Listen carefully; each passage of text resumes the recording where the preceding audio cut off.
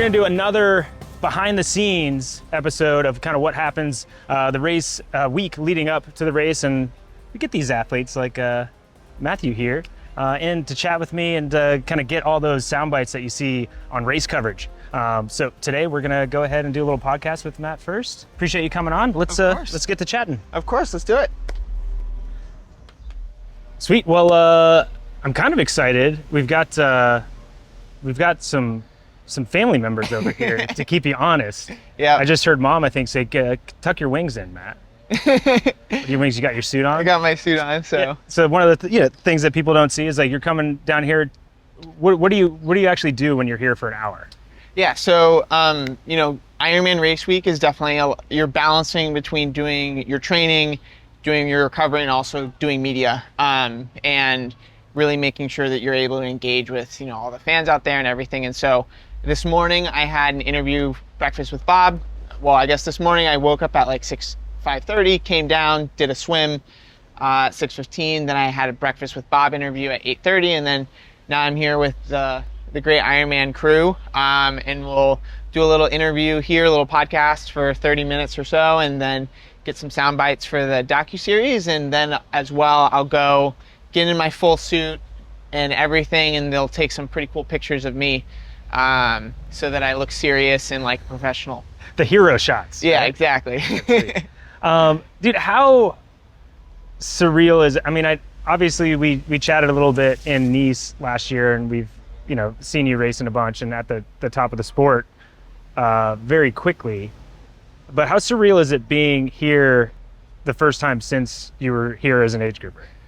And that you're having all this attention. Yeah, it's really cool. And I think it's a much better experience this time. I kind of alluded to it in some other interviews, but I had a really challenging part of school leading into the first time I was here. And we were here for only a couple, much shorter period of time. And I had some major bike issues, and I got sick before the race. And so it was kind of just like chaos the entire time we were here last time. And so this time I've actually been able to come, sit down, settle in and actually enjoy the island. And it's a special place. I mean, you can just feel it. You feel like you're in a different part of the world, because you are. And it's just, there's all this energy, and it's just like a really cool place. And I've really enjoyed being able to just experience it a little bit more and really truly enjoy it. Whereas last time I felt was more like a in and out kind of a deal. Right on, sweet. So you've been here a little bit longer this time? Yeah, so we came here I've been here for a little over a week and a half now. So in total, I'll be here for 2.5 weeks. Just to really make sure that I get acclimated to the heat and the conditions and the time zone, and give myself the best possible opportunity that I can on race day. Right.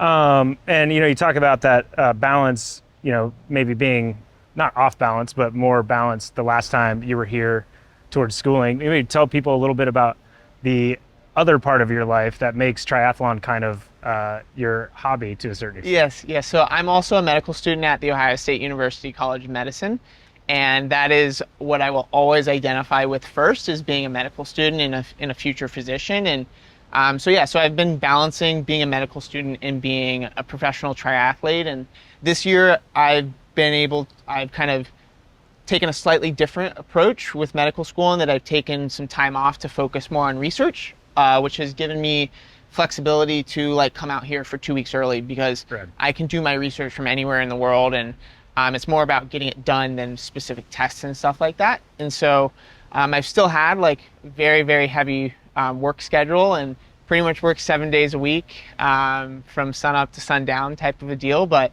yeah, no, it's been interesting. I've never expected to be able to do Ironman triathlon, especially at the level that I'm at, as well as do medical school. But the saying, if there's a will, there's a way. And it's something that I really enjoy doing, both of them, and I think that they mutually benefit each other. And so that's why I've continued to pursue both, and we're just seeing where it goes.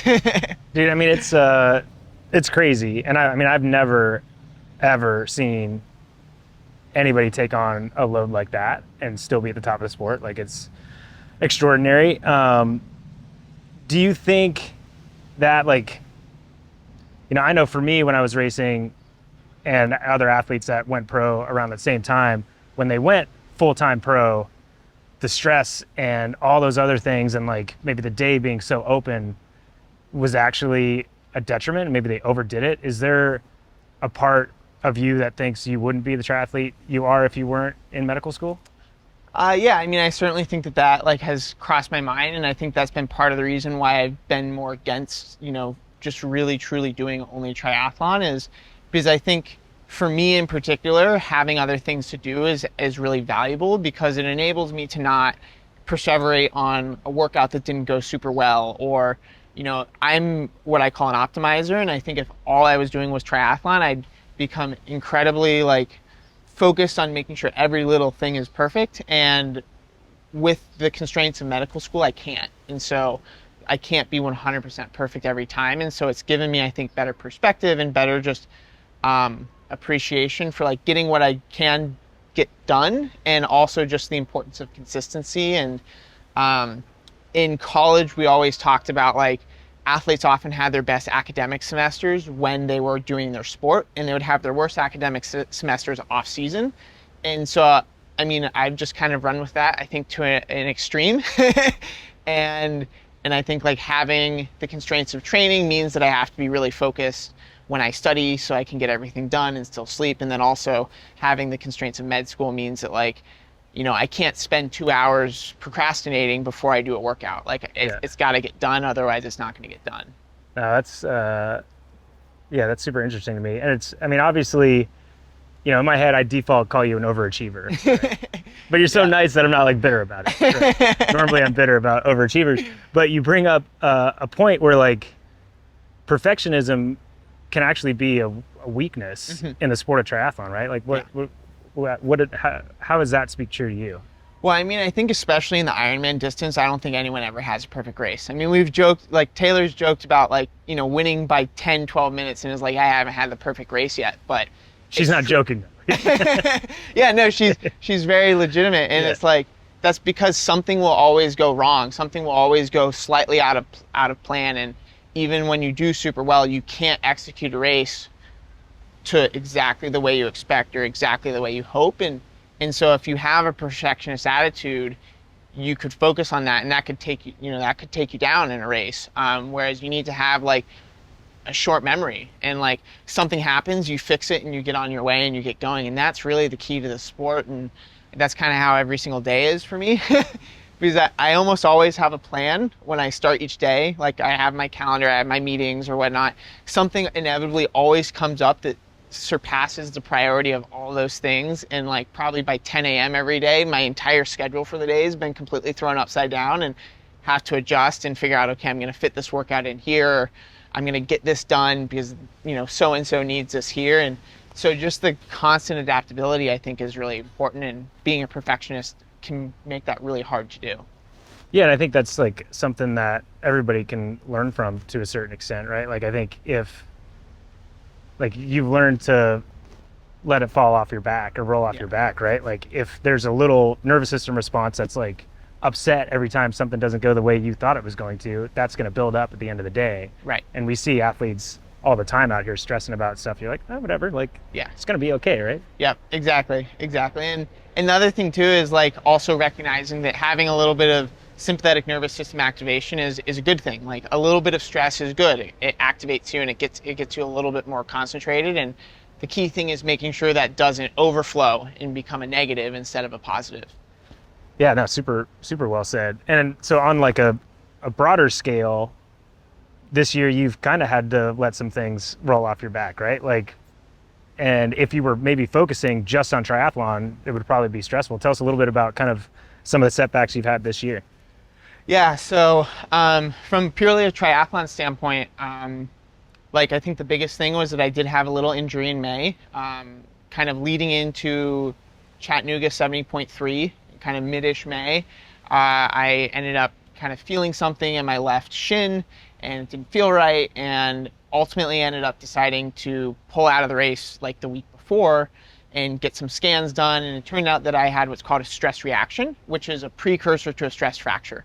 So my bone was starting to get inflamed and weaken, and honestly, if I had probably done one more run, I would have gotten a stress fracture. And the fact that I had the awareness of my body and like the willingness to say, like, hold up, I need to like check this out, honestly probably saved my season, because I was pretty much back biking very quickly after, and I only had to take about 4 weeks off of running.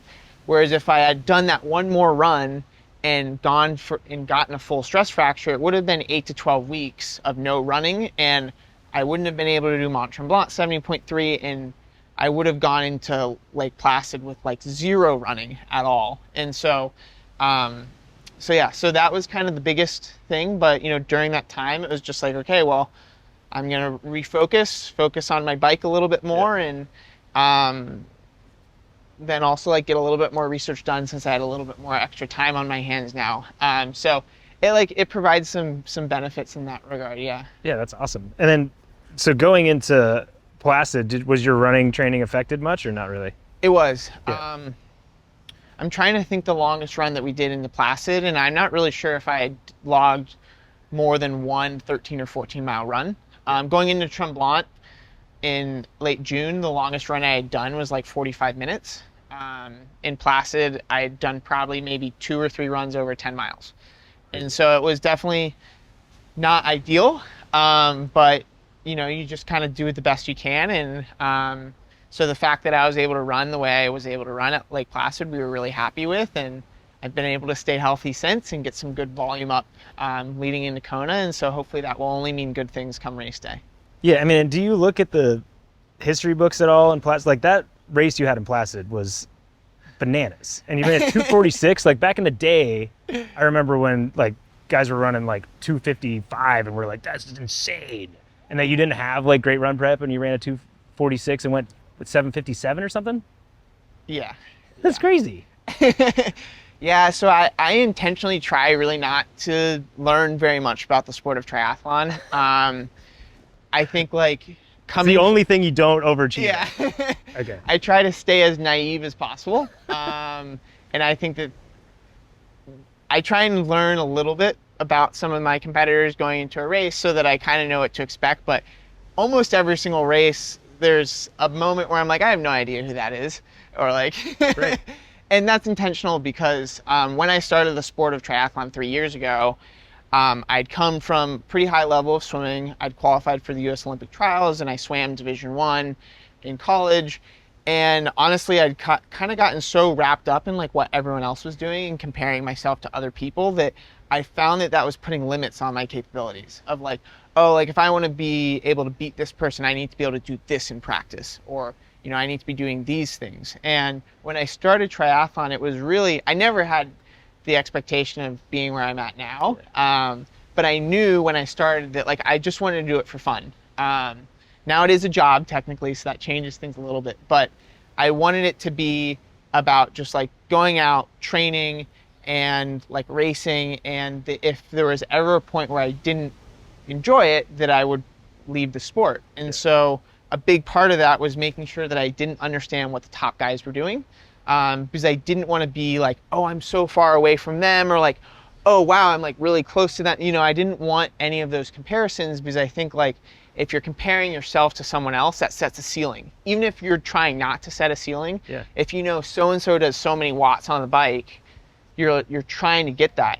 And I just want to go past that and not even know that I've gone past it type of a thing. And so that's why I try and stay naive, so that like hopefully so that there's no ceiling. I mean, obviously there's a physiologic ceiling to everything, but that's kind of been the whole goal. And so, yeah, I had really no idea that 2:46 was as good of a time as it was. And we did have the goal to go under 8 hours leading into that race. And I did know that was the course record if I did that, but that was about the extent of it. That's crazy. So for you, to a certain extent, like every race is like actually a blank slate? That for the most part, we try and take it that way. Yeah. I mean, I think the big thing with every race is to go into it with an open mind, and also to come out with one major learning from each race that we can then apply going forward. Yeah, it seems like clearly your education and your mind for research, like all of what you're saying isn't like just like positive thinking. It's like nervous system, like setting yourself up to have the pathways that you're not going to get brought down by your expectations, right? Yeah. So I mean, I try and keep everything like grounded in science for the most part. And so like if there's a specific technology or a specific approach that like doesn't really have the research to back it up, or maybe it's a brand new product or whatever, but like it doesn't really click with me conceptually, like I'm like, I don't really know if that like actually is doing what they're saying, then I disregard it. Not a lot of snake oil in your house? No, I don't like snake oil. That's awesome. Okay, so obviously had a crazy meteoric rise in the sport, and to be like arguably top American or fighting for top American here in Kona is extraordinary. And first out of the water in Nice last year. Tell us a bit about how this course over your right shoulder is a little different, and maybe talk us through the specifics of this course. Yeah, so I think the similarities between the Nice course and the Kona course are that they're both open water for the pros. They're both swim skin, but that's pretty much where the similarities end. So the Kona course is the big out and back. There's no W going on. And so that means, for one, you're swimming in a straight line for a long period of time. And that just can kind of build up fatigue because you don't really have any variation in what you're doing. But then I think the big thing is that in the Kona course, you get some waves and you get kind of some like little swells. And so people will sometimes get out of the water and be a little seasick.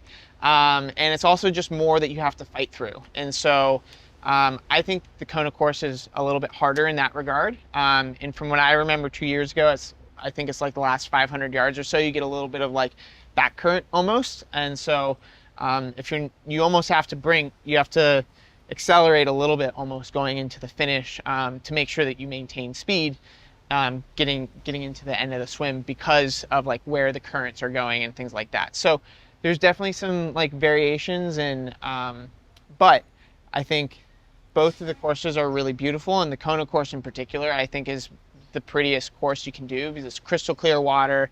You can see down to the bottom, and you'll get a turtle or something like that every now and again. So I think 2 years ago there was a rainbow as well in the distance. So you really had all of the things to check the boxes for Instagram with. That's amazing. Yeah, so am I right in that I believe you said after Nice that you like didn't really intend to try to lead out of the swim, and it kind of just happened? Yeah. So I mean, my goal is always to be front pack, and so there's a balance between being first and conserving energy, because the start of the bike is a really, really crucial part, and especially with the men, like you can lose the race on the swim, but you can't really win it. And so there's this balance between being first, being like top 5, as well as also like conserving energy. And so I never really strive to be first out of the water because I think sometimes you're just burning a few matches.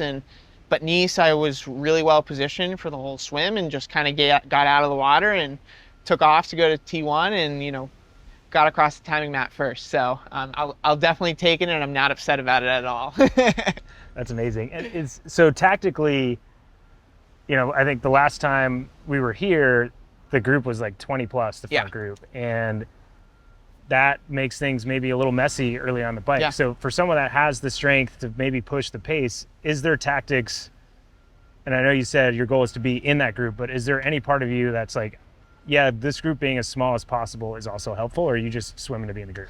I think we'll kind of have to see on race day a little bit. I think there's the sport's improved so much that there's so many really strong swimmers that it wouldn't surprise me that even with like really pushing the pace, we're still going to get 10, 15 people in the front group. And so, we'll kind of have to see what happens like on race day. But I certainly don't think that there's value in destroying myself on the swim just to, drop 1 or 2 people.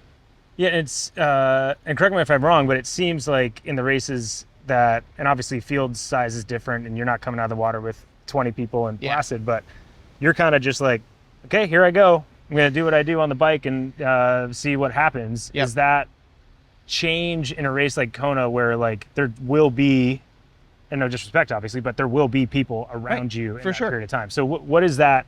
How is that different for you, and what's your mindset going in knowing that's going to happen?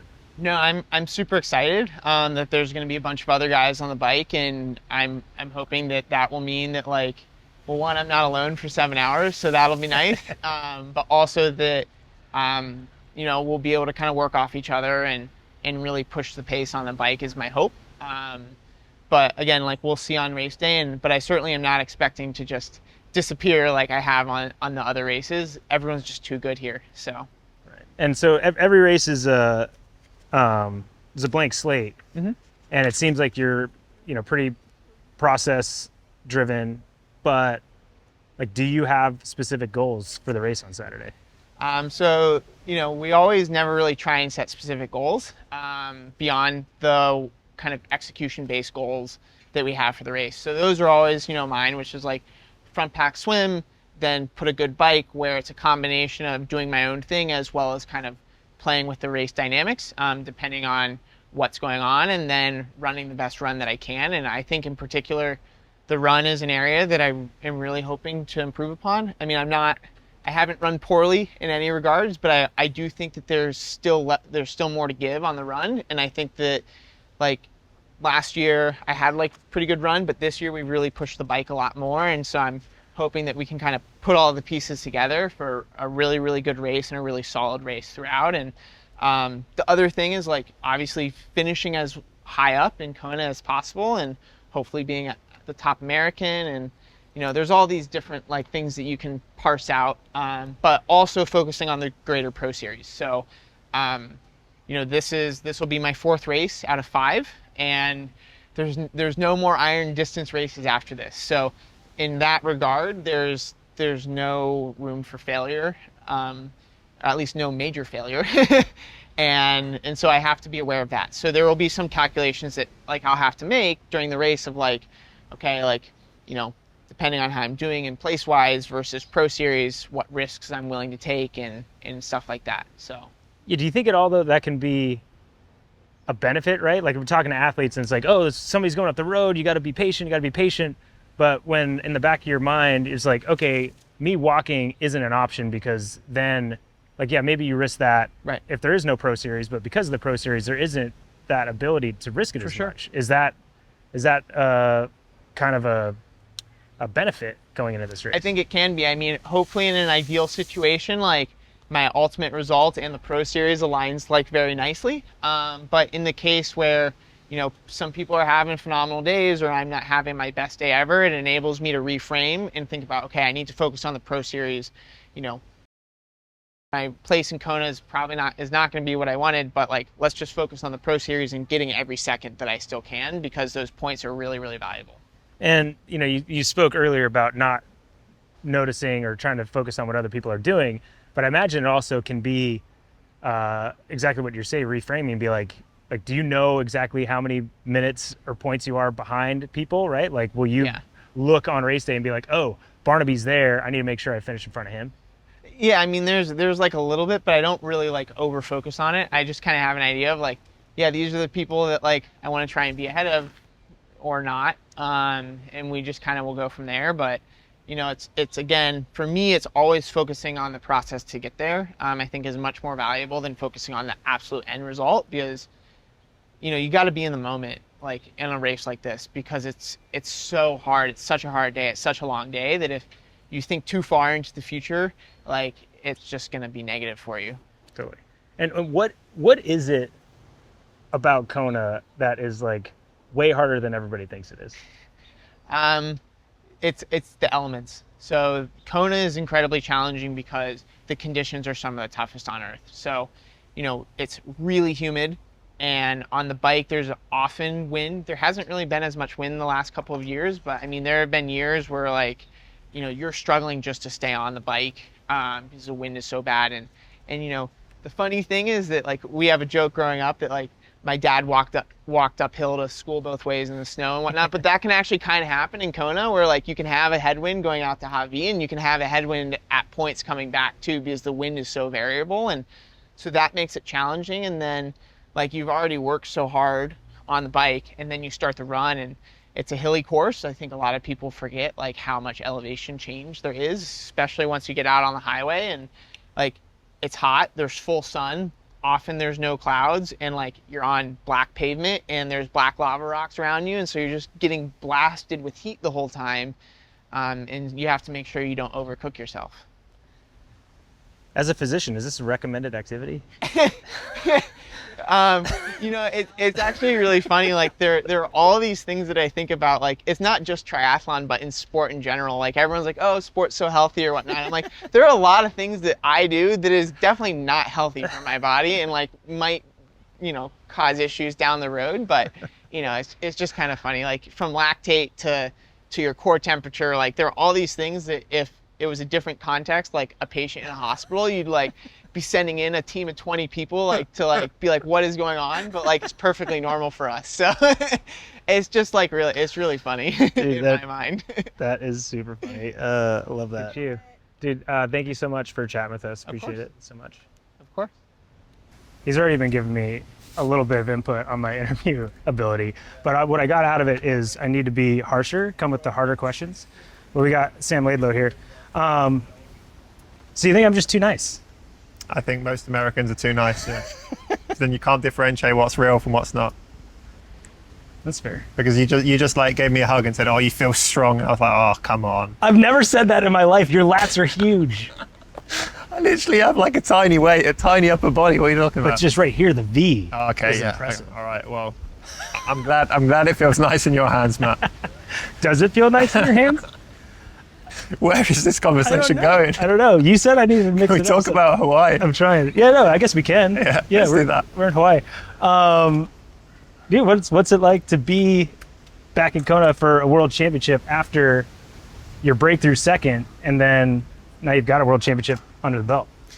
Yeah, I mean, I'm really grateful to be back, to be healthy and to be fit. That's the first kind of step, first goal is getting here kind of in good shape and not injured or not sick, so that's the first positive. Also, this is the first year I've been able to bring my whole family here, which is great. So yeah, just making the most of it and hopefully delivering come Saturday.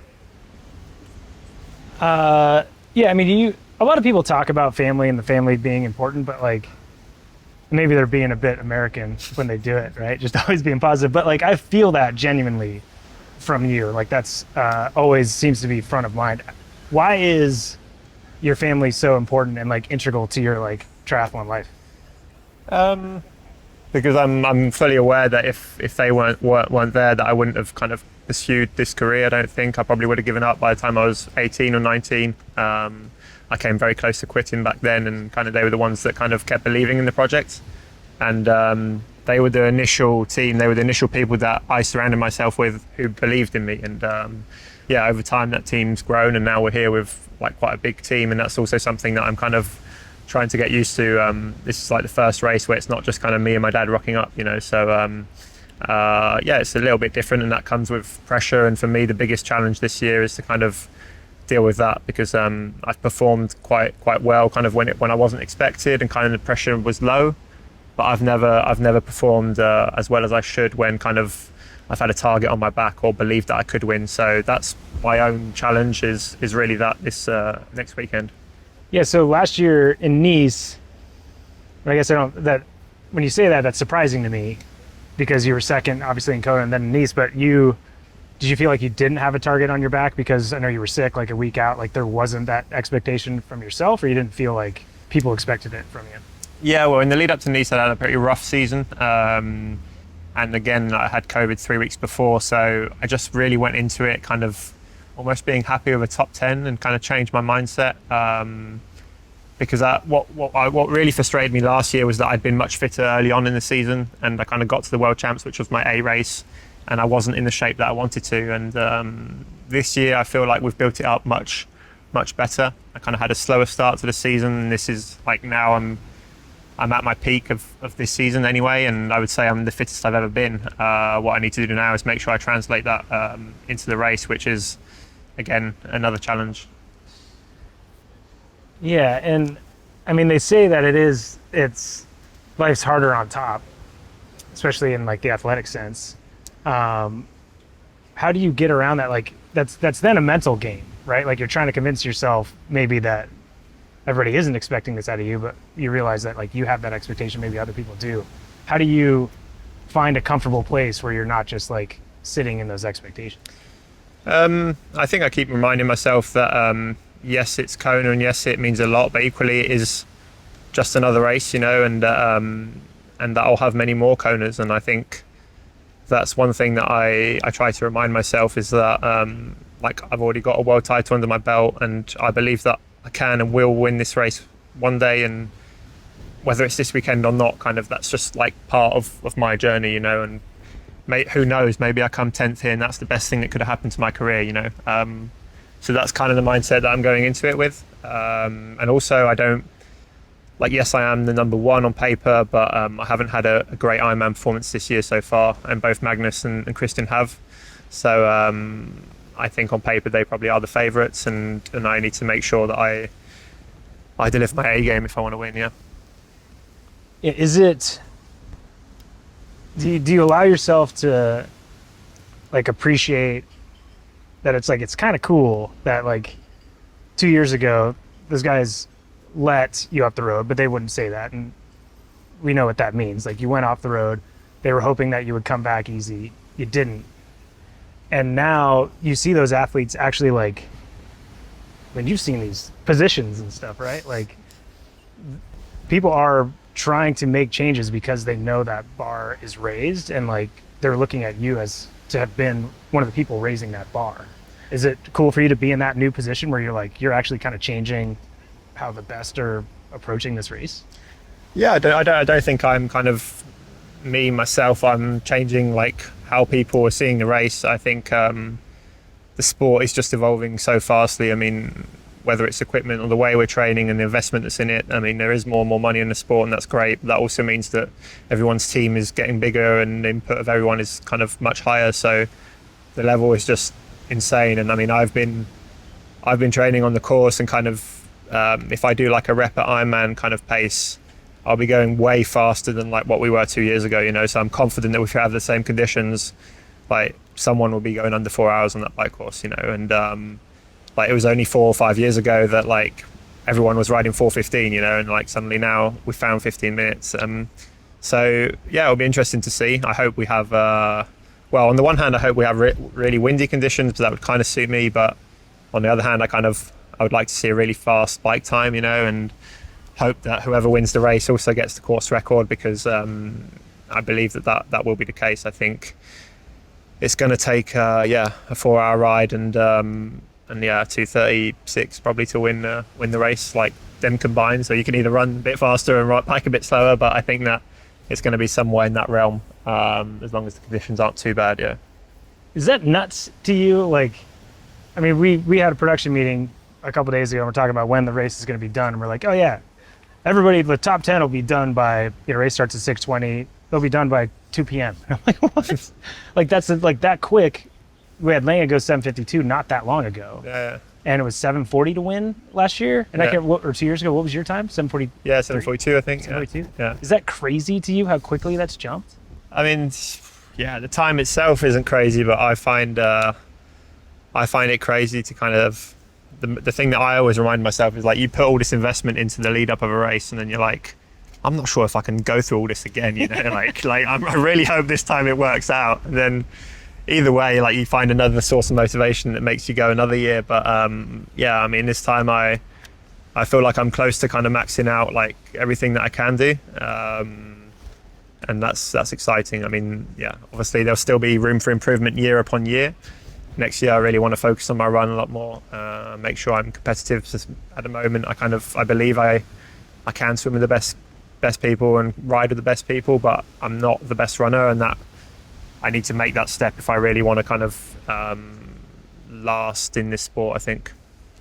Yeah, I mean, it's crazy looking at it. I think I was talking to Christian about it. Like, we're running out of like time to give up, right? Like, or it seems like you've got a few guys might ride under 4 hours, and as you said, you've got 2:32, 2:35s. Like, where does any more time come from, right? Like, you have to be, as you're saying, like, to the point where you can not perfect the bike, but get to a point where you feel like you can be with the best, and then be like, okay, I need to be able to run at 2:36. Yeah, I think a lot of the barriers really are mental. There was there used to be this saying that like nobody pushes 300 watts in Kona, and like I'm pretty sure that Magnus, me, and Robert, like all in our heads, are like closer to 340 to 350, now in our heads. So it just takes time and belief that you can do that, you know. And again, then there's probably Patrick thinking he can run 2:30. So each to their own. But yeah, it's I think a lot of the barriers are in people's mind, I guess. Dude, that's nuts. So like at 340, what's that like watts per kilo? Mate, watts per kilo are outdated. It's Really? watts per CDA, mate. Really? Yeah. Okay, what's the watts per CDA? I don't know. I haven't calculated it, mate.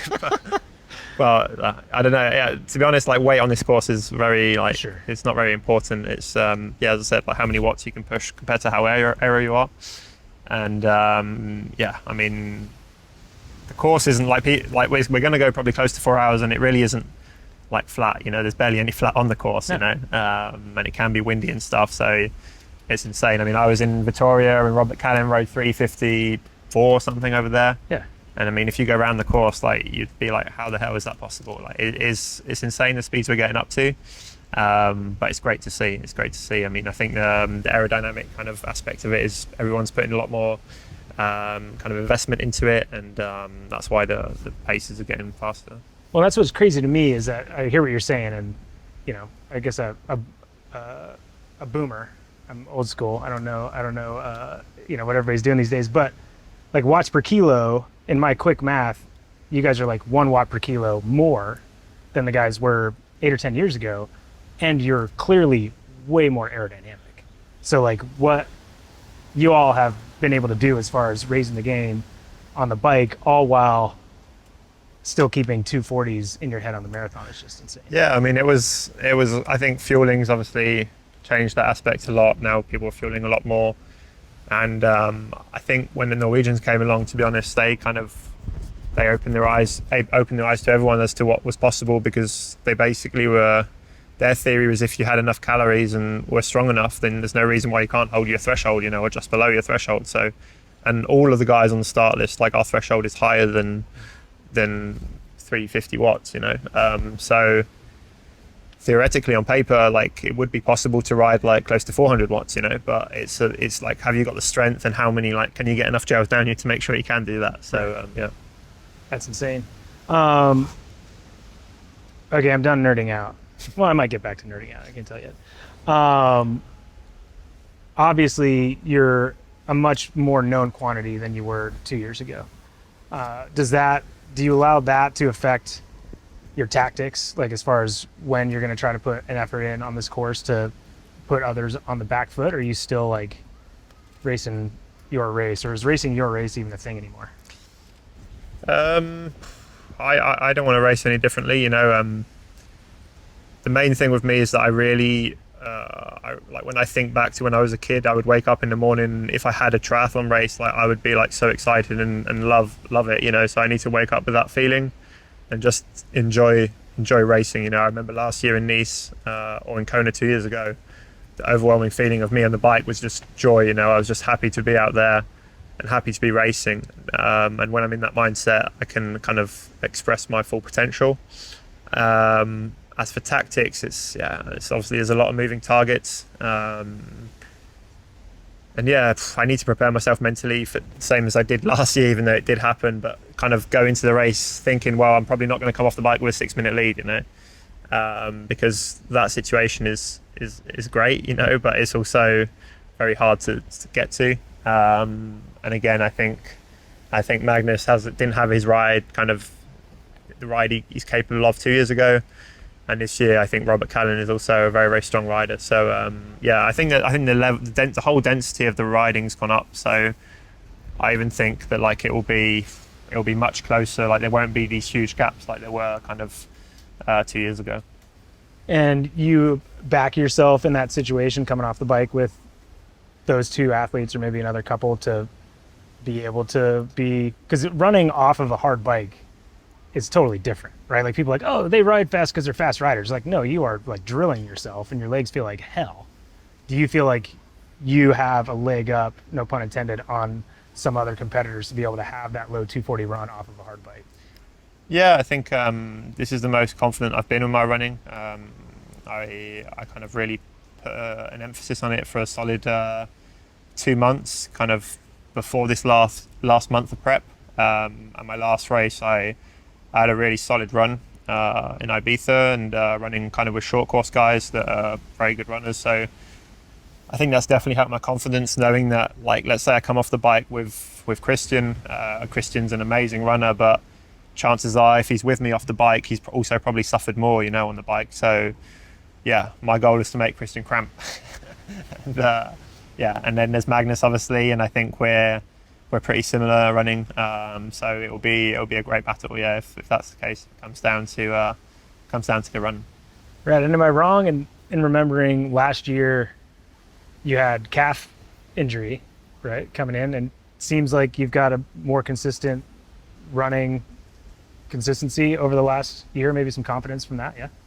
Yeah, as I said, last year we kind of went really hard really early because I was so motivated to be really good in Nice, and then kind of came into the season and it was just like misfortune after misfortune. It was just like liver infection and calf tear, then COVID. So quite different this year. Kind of my initial results were pretty bad, but I just hadn't had the time training and I wasn't fit enough, and it was hard to accept. But equally, I knew that for me anyway, I'm not someone who can just like invest 110% all year. Like I can really commit to this sport like for 2 or 3 months maybe, and I think that helps me to come into these races with a bit more freshness, whether it's mentally or physically. We know that you've had a youth and a life that's been revolved around triathlon. And I did feel like, sounds cheesy, but like kind of honored to be there 2 years ago watching like a kid come out and do what he'd been dreaming of, right? And last year, same thing.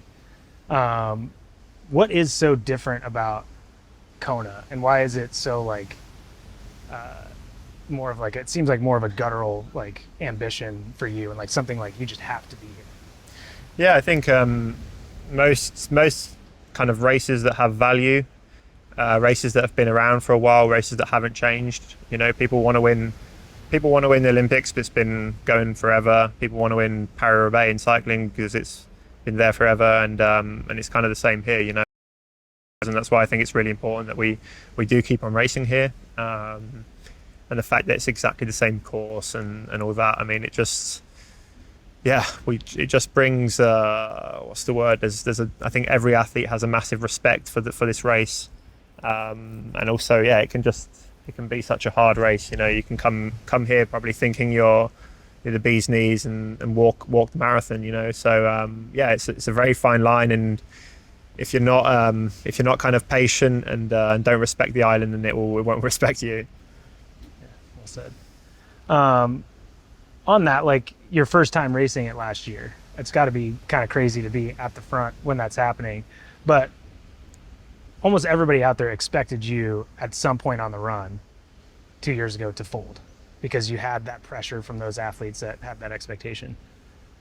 Tell us a bit maybe about how hard that last like 10 miles of the course is, and how you were able to you didn't falter from the outside, it seemed, at all. Like you had that that proud running form and strength. I never saw you break. How did you keep that, or was that not what was happening on the inside? Well, I think both like the last 2 years of World Championships, I've almost been in a state of shock myself, because I wasn't expecting to be in that position. So you really you just feel wings, and like you just feel like nothing, like you're untouchable. And like when I think back to 2 years ago, 5 guys could have come past me and I probably still would have been happy in my race, So, and yes, I kind of kept fighting to the end and managed to hold off Christian and came second, which is like amazing. And that race felt like a win for me.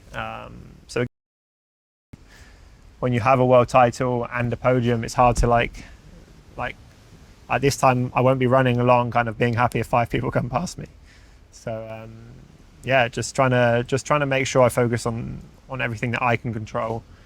And I have a deep, profound belief that if I can pull off 100% of what I know I'm capable of, then that's enough for the win. But making sure you do that on a world stage when all the lights are on you is very hard. Yeah, fair enough. This swim, it seems like the last few world championships, you've been like very well in control of yourself and where you've been in the swim. Is there a tactic in that swim still? Like, is there, like 2 years ago here was the biggest group we'd ever seen in the front. Is there a thought or a hope to like pull a Ferris or like, you know, go off the front? I know you know exactly what Ferris did out there, but like, is that even on the table, or is it like it's not worth it? Yeah, at the start of the year, I was thinking about that, thinking about kind of increasing my swimming to kind of make sure I got out on the bike with a little bit of a lead, and then I could make the bike a bit more linear, so I didn't have to kind of attack on the bike, because obviously 2 years ago there was such a big pack that then first kind of 5 minutes we had to go really hard. And same in Nice, we had to have a little bit of surge with Clement to get away. So if I can kind of avoid to burn that match, then that would be great. But I kind of used Ironman Vittoria as a kind of training for that, and I swam with Richard Varga, and that was a very, very hard swim, very fast swim, and I got onto the bike and I was cooked. So yeah, I'm not sure that's the strategy. Yeah, we'll see. I think it might break up a little bit more than the last few years.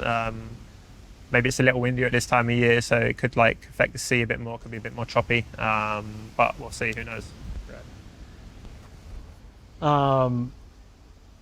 This race, often people talk about, and when you were watching it, we still had more of the old timers, but not like, you weren't, no disrespect to Mark Allen, but you weren't like alive when he was racing those races.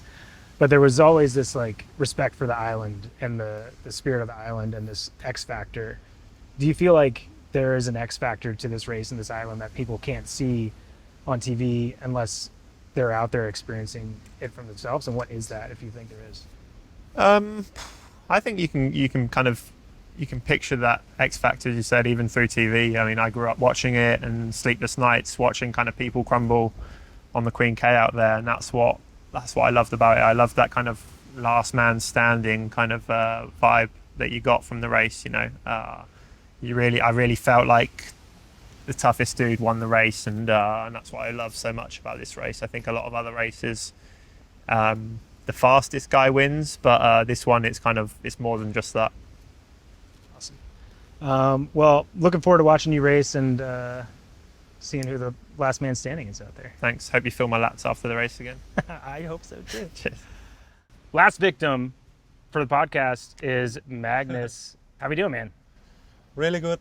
It's good to be here. 2 years since I was in Hawaii the last time, and I've been thinking about this moment ever since I left last time. So it's really, really good to be here. Rad. What's why is Kona so? Why do you think Kona is so important in the sport and like specifically special for you? In the sport, I mean, maybe it's easy if I start with myself first. Like, I got into the sport quite late, so it's not that I knew of Kona ever since I was a young child and so on. I spectated a local Ironman race in Denmark, which is called Ironman Copenhagen, and I learned of triathlon through that. So I didn't know about Kona until like pretty late in my life, maybe 18, 19 years old. But pretty quickly when I got into triathlon and I started out doing 70.3s. Obviously started watching videos and seeing awesome clips of people running here in Kona, and it was like Jan and Seppi and the Germans, they are dominating on Kona, and I learned pretty quickly that this island is special, and it somehow became the ultimate like destination of triathlon in my mind. I had no idea that I would come here as a professional, nor that I would be sitting in a position where I was like trying to fight for the win. So in the beginning I was racing as an age group and thought I might qualify through age group 18 to 24, but now sitting here as a pro, saying that I want to race for the win almost gives me goosebumps. So it is for sure in my eyes, the biggest race in the world. That's awesome. You did not start triathlon until after you were 18, is that right? Yeah, around 17 or 18, I would think it's yeah, so very late compared to a lot of the other guys. And what were you doing before that? I was playing. I was always a very active kid, but I didn't do swim, bike, or run. I was like playing soccer and badminton. Basically, every time I had just a few minutes, I would go out in the garden where we live and shoot like soccer, trying to get better and that. So I was really, yeah, really doing that a lot and really trying to get the best out of myself in those sports, and probably as dedicated as I was to triathlon, as I am to triathlon now, but I just didn't have like the talent or also kind of the team I was playing on. It was a little bit, yeah, some people left and then there was no team anymore. So I quit those two sports and started biking a little bit for fun with my father, and also running a little bit with two mates I was in a school class with. And then, as I said, I learned of triathlon through spectating the Ironman course, and I signed up for a half distance after that. Yeah. Crazy. Dude, I bet you were insane at badminton. Yeah, I was pretty. I was okay. I was decent. Yeah. Dude, we need to get a badminton. We have some really good badminton players in Denmark, actually. Yeah. So yeah. That's rad. Yeah. You'd be all over the place, right? That's great. I'm not very good anymore, though. I bet you could still dominate a badminton game in Kona race I week. think if we had a tournament, I would probably win. Yeah. We'll see if we can set up. I think this is a great spot. We'll see if we can get a badminton net, and post race That we'll would be have fun. Yeah. a badminton contest. Yeah, look, no, not right now. We're gonna need some preparation time, but I think we could do it for race day. But dominate, absolutely dominate. That's crazy though, because how old are you now? 26. Dude, that's crazy. Yeah. So in 8 years, you've gone from not swim, biking, or running to a favorite. Yeah, and I could swim, but it was really like doing a 50 lap in a long course pool was tough. Yeah.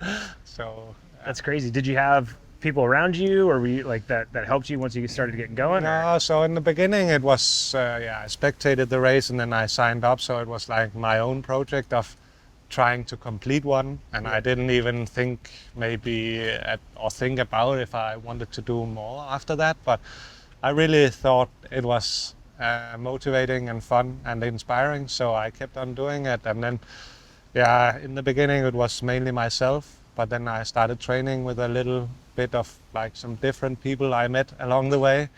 And then I got into the triathlon club that is in Copenhagen, and I would say that was probably the moment where my, not career, but my development went from a happy age grouper to like more professional style, where back then I was coaching myself and was like doing way too much and training way too hard all the time. But then I met my current coach, who is also the head coach of the triathlon club that I trained with.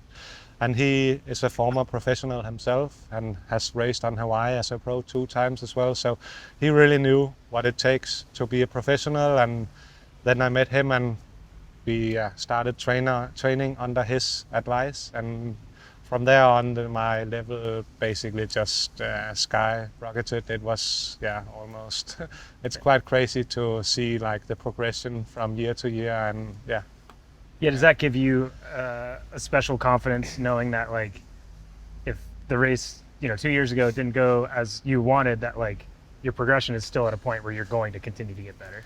Yeah, I think just in general that I'm so young in the sport, so we believe, of course, I'm at a super high level now, but we are constantly seeing progression in all 3 disciplines. Like still, it's not as big steps as I took back then, but still we're seeing improvements from just continuous improvement all the time. So I think if this race doesn't go to plan, it calms my mind to know that I should have at least some good potential still left just by doing the sport for a longer time. Yeah, that's rad.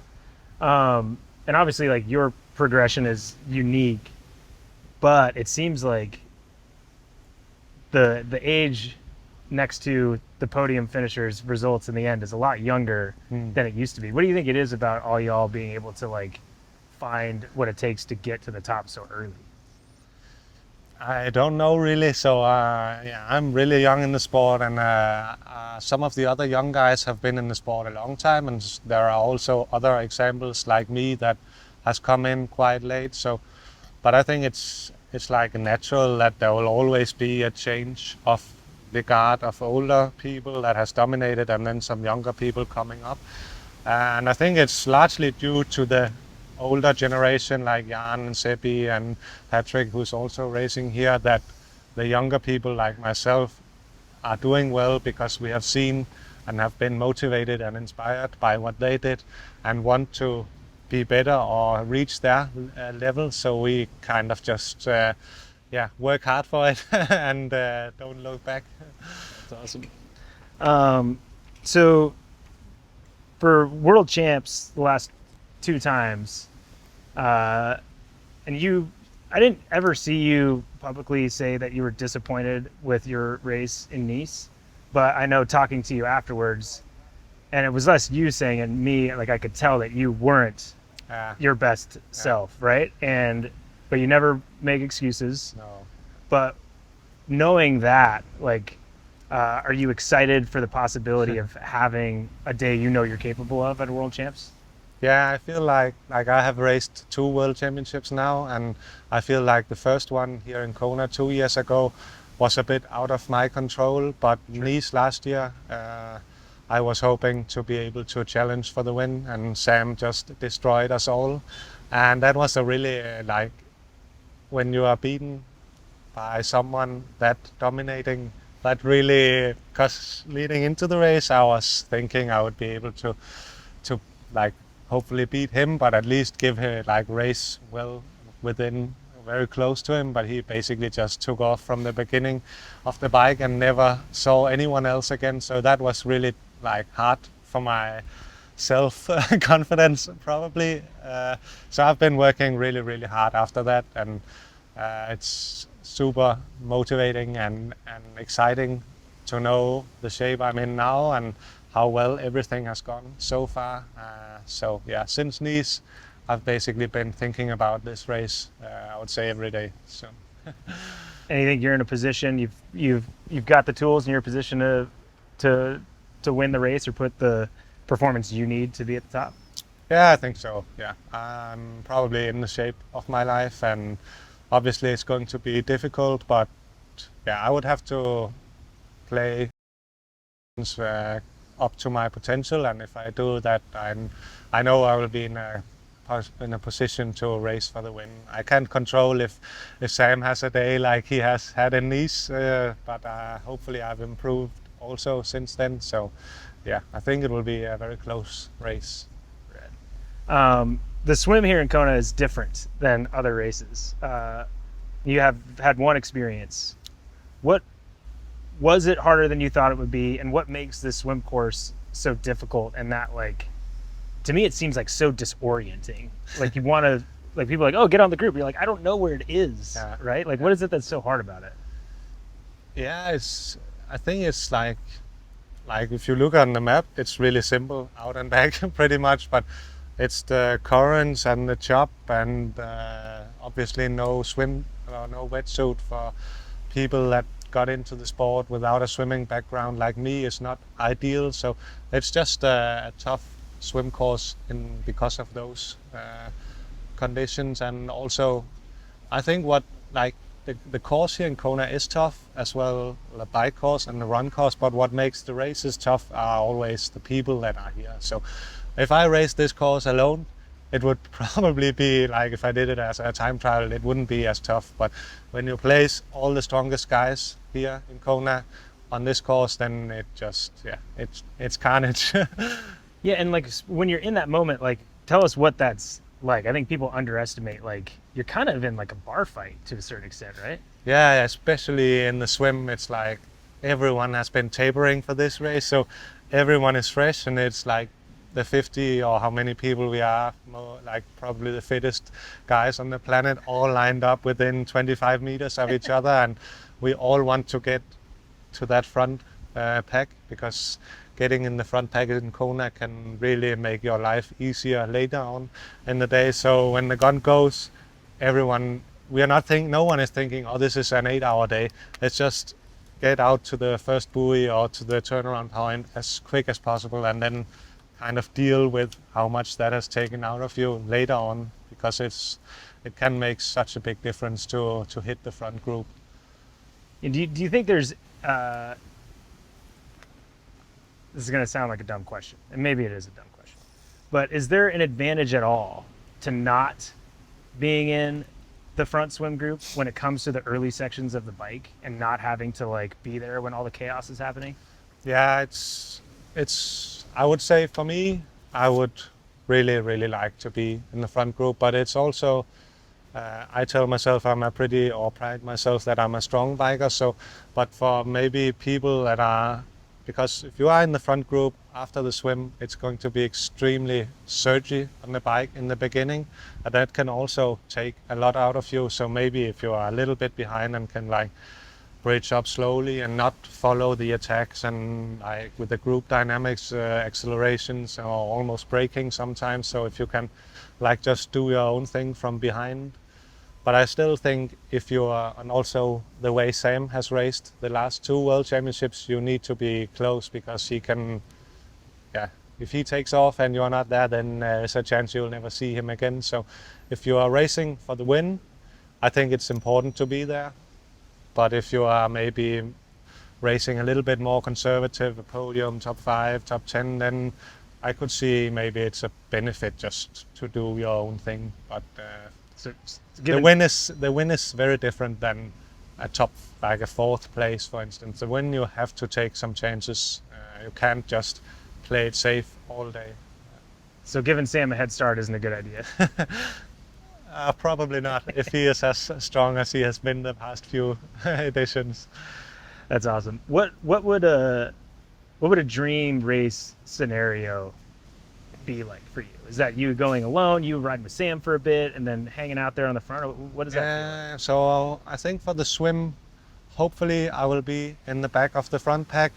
If not, then ideally, if I'm not within 60 to 90 seconds, it will be a very hard, like then it will be tough to come back, and then I might do like a slower, trying to close the gap, but ideally within a minute of the leaders in the swim, and then bridging the gap. And then Sam and I have been chatting on Instagram a bit about, because I think in his head, he thinks that he can outrun me.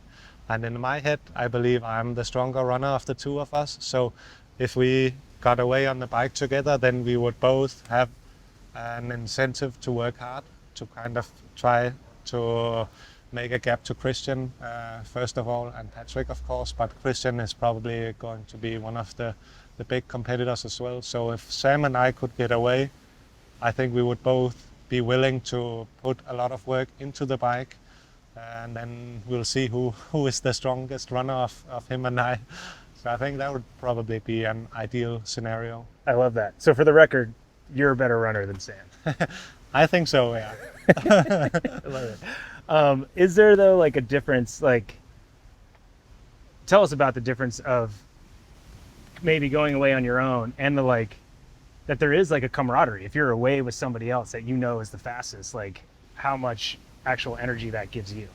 Yeah, it's both, like, of course, a 12-meter rule, you gain something from riding at the legal distance, both like if you look at the physics and so on, but also mentally it really helps if you can kind of take 15-minute leads or something like that both. And then we did that at a full distance last year, Sam and I, and it was that was a really fun experience actually, and we rode so fast that I've never, that was, you can really get in a good flow if it's riding well, and we are both willing to do the work. So it's both, of course, you save some energy, but it's also mentally, sometimes it's such a long day, so if you are riding alone and have to focus 110% all the time, whereas if Sam is taking the lead, I can kind of relax my mind just a little bit, not much, but because I still have to be at the legal distance and not get dropped and so on. But you can, it's kind of,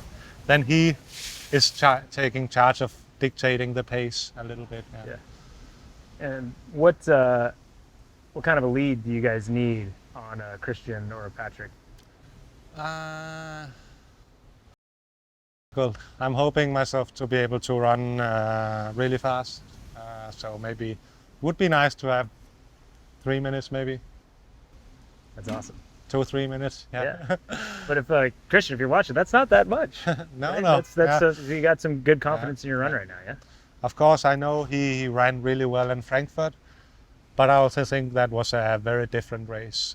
The bike was not pushed that hard, and I think we saw 2 years ago when he rides hard in a hot environment, he's maybe not as strong as a runner as he is if he has had an easier bike. Then he is for sure, together with Patrick, the best runner in the sport. But I think the advantage Sam and I have is that we can run, basically if we did a full distance bike at 330 watts or 270, I don't think that would be a very big difference in the pace that we could run, where I think some other guys might really drop off from a very hard bike or really run well off an easy bike. But I don't think there is that big of a difference for guys like Sam and I. Yeah, that's awesome. That makes sense. And so, obviously you didn't have the race that you wanted. Got a penalty on the way up to Hawaii. And obviously that's hard to be in the right mindset and push. But you were able to experience and obviously still have top 10. How hard the run course is here, and as scientific as everybody is, what is it about this run course that can still make people stop? It's obviously like the heat and humidity is just on the run compared to the bike much more difficult, because you have the wind cooling from the bike, where on the run you're going that much slower that you don't really get the cooling effects of from the wind the same way. So it's a lot about overheating, and then also like we've done some measurements on how much I'm sweating, and it's crazy. Like you can dehydrate so quickly if you are not aware of how much you are actually losing per hour.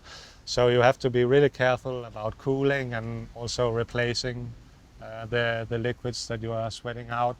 And then I don't think there is a single flat meter. Like it's like constantly just up and down on the run course, which is also tough. And then also mentally, I think alley drive is pretty nice. A lot of people and going up Palani, and then you turn left on Queen K and you have 10 Ks out to the energy lab, which is also, if you start to struggle there, it's going to be a really hard day. But then you do energy lab, which is traditionally where people start to struggle a lot. But I found last time I did it was actually when I turned right after energy lab and had those 10K on the Queen K left, where it's just, you can like see where you have to go, and it's so long. You think that energy lab is, I'm soon there, but you still need to run 10 more Ks, and they are really undulating. So I think it can be a mentally very hard run course if you don't save something for the last part.